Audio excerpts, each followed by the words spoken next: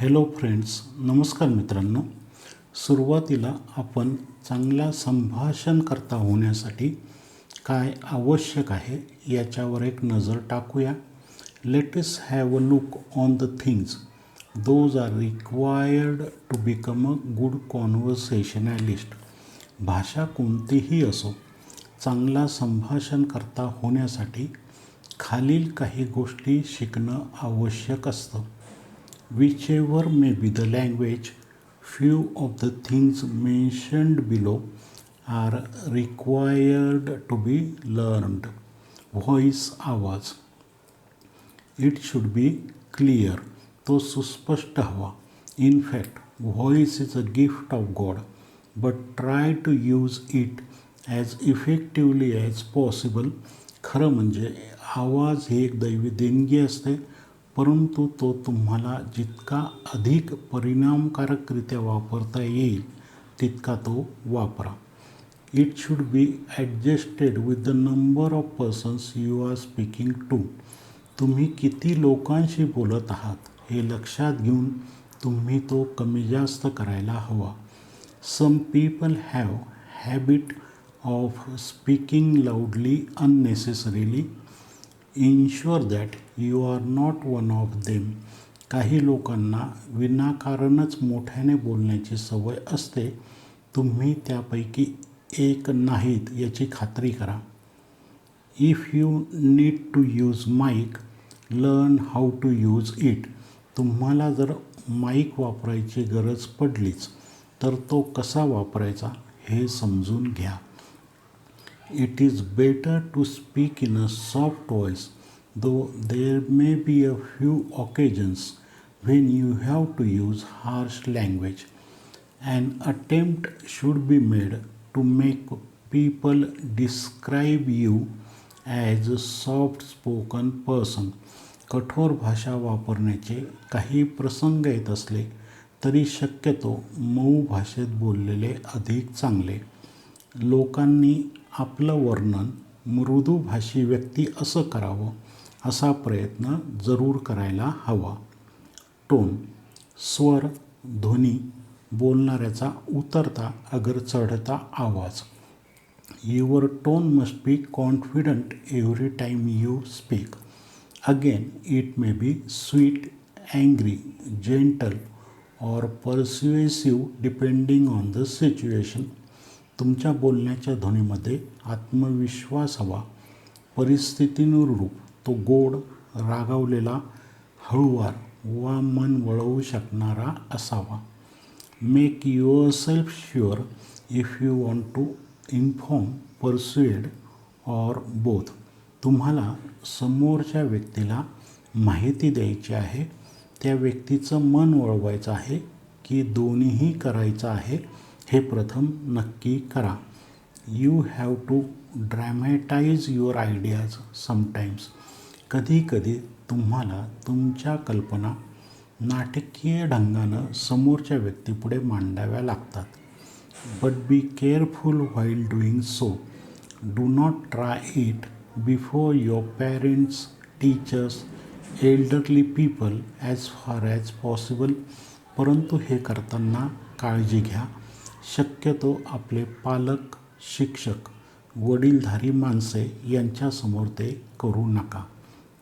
Selection of words, शब्दांची निवड. You must select the words carefully. The more appropriate words you choose, the better it will be. शब्द काळजीपूर्वक निवडायला हवेत. जितके अर्थाच्या जवळ जाणारे शब्द निवडाल तितके अधिक चांगले. For example, instead of saying he told that he had mistaken, say he admitted that he had mistaken. त्याने सांगितले की त्याच्याकडून चूक झाली होती च्या ऐवजी त्याने मान्य केले की त्याच्याकडून चूक झाली होती असे म्हणा. सांगितलेच्या ऐवजी मान्य केले. कन्स्ट्रक्शन ऑफ सेंटेन्सेस, वाक्यांची रचना. Sentences must also be constructed carefully. Mistakes in construction of sentences may disturb the flow of your talk. वाक्यांची रचना देखील काळजीपूर्वक करायला हवी. वाक्य बनवण्यात झालेल्या चुका तुमच्या बोलण्याचा प्रवाहीपणा नाहीसा करतात. Matter of the speech. बोलण्याचा मतितार्थ. The matter of your speech is most important. Your knowledge, thoughts, views, opinions etcetera are very important. तुम्ही काय बोलत आहात हे सर्वात जास्त महत्त्वाचं असतं. तुमचं ज्ञान, विचार, दृष्टिकोन, मतं इत्यादी फार महत्त्वाची असतात. In fact every word we speak is important. खरं म्हणजे आपण बोललेला प्रत्येक शब्द महत्त्वाचा असतो. Dialogue delivery. संवाद बोलण्याची पद्धत. This includes pauses between words and sentences, pauses after audiences response, laughter, clapping etcetera.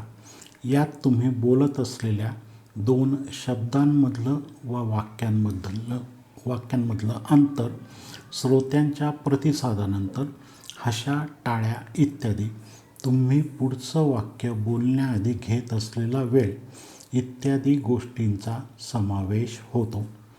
Do this. हे करा. Make your talk as simple as possible. तुम्हाला जितकं अधिक साधं बोलता येईल तितकं बोला. साधेपणा हे सुसंस्कृतपणाचं अत्युच्च टोक असतं. Simplicity is the ultimate sophistication. Be brief and to the point. थोडक्यात आणि मुद्द्याला धरून बोला. Think before you speak. विचार करून बोला. बोलून विचारात पडू नका. Eliminate unnecessary words from your speech.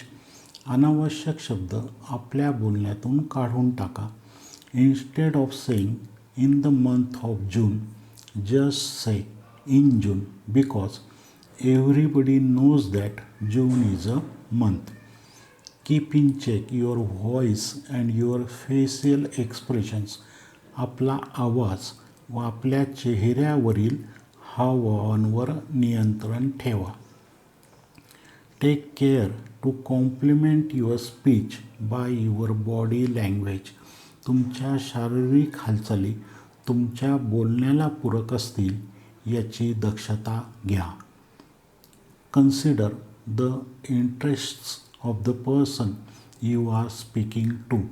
If you merely try to impress people and get people interested in you, you will never have many true and sincere friends. बोलताना समोरील व्यक्तीच्या आवडी विचारात घ्या. तुम्ही जर कायमच लोकांवर छाप पाडायचा व त्यांना तुमच्यामध्ये रस निर्माण करण्याचा प्रयत्न केला तर तुम्हाला कधीही खरे व चांगले मित्र मिळू शकणार नाहीत. Cultivate a sense of humour. It is a skill that you must learn and use to everyone's benefit, but use it carefully so that you won't hurt anybody emotionally. विनोद बुद्धीची जोपासना करा. हे एक असं कौशल्य आहे की जे तुम्ही सर्वांच्या फायद्यासाठी जरूर शिकायला हवं व त्याचा वापर करायला हवा. परंतु याचा वापर काळजीपूर्वक करा, म्हणजे मग तुम्ही कोणाला भावनिकदृष्ट्या दुखावणार नाही. बी कर्टियस. सौजन्याने, सभ्यतेने, शालीनतेने, विवेकी, विनयशीलतेने वागा. बी चेअरफुल अँड गुड ह्युमर्ड. प्रसन्न आणि सुस्वभावी असा. It is not very easy but worth trying. हे सोपं नाही, परंतु प्रयत्न करून बघावं असं नक्कीच आहे. Be a good listener. चांगले श्रोते व्हा. जोपर्यंत तुम्ही चांगल्या प्रकारे ऐकू शकत नाही तोपर्यंत तुम्ही चांगले बोलूही शकत नाही. समजून घेण्यासाठी ऐका, पुढं काय बोलायचं यासाठी ऐकू नका. शब्दांच्या मागे दडलेला अर्थ समजून घेण्याचा प्रयत्न करा. Listen carefully. Try to understand the hidden meaning behind the words. Be friendly but not over familiar, otherwise there may be misunderstanding. मित्रत्वाने वागा, परंतु जास्त सलगी दाखवू नका, नाहीतर त्यामुळे गैरसमज होऊ शकतात. To be interesting, be interested. तुमच्यामध्ये लोकांना रस निर्माण व्हावा असे वाटत असेल तर दुसऱ्यांमध्ये रस घ्या. Adjust your talk according to the intellectual level of the person you are speaking to. तुम्ही बोलत असलेल्या व्यक्तीची बौद्धिक पातळी लक्षात घेऊन बोला.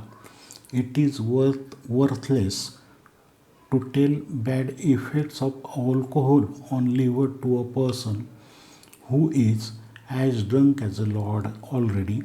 एखादी व्यक्ती दारू पिऊन नवाबासारखी धुंद झालेली असेल तर तिला त्यावेळी दारूचे यकृतावर होणारे वाईट परिणाम सांगून काय उपयोग. Be more careful while speaking to a new person. नवीन व्यक्तीशी बोलताना अधिक काळजी घ्या. Always try to speak well and improve your speaking skill. It is a continuous process.